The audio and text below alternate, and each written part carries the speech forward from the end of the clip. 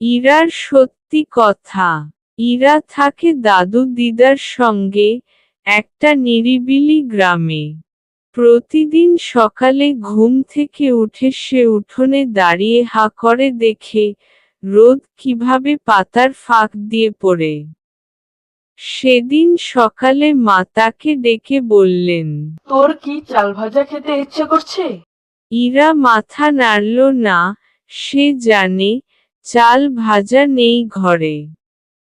কিন্তু হঠাৎ ইরা রান্নাঘর থেকে এক মুঠো চিনি চুরি করে খেয়ে ফেলে।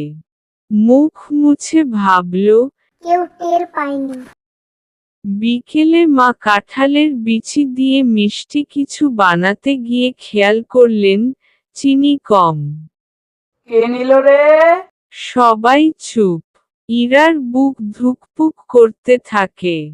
সে কিছুক্ষণ চুপ করে থেকে হঠাৎ এগিয়ে এসে বলে, আমি খেয়েছি মা, খিদে পেয়েছিল, ভুল করেছি।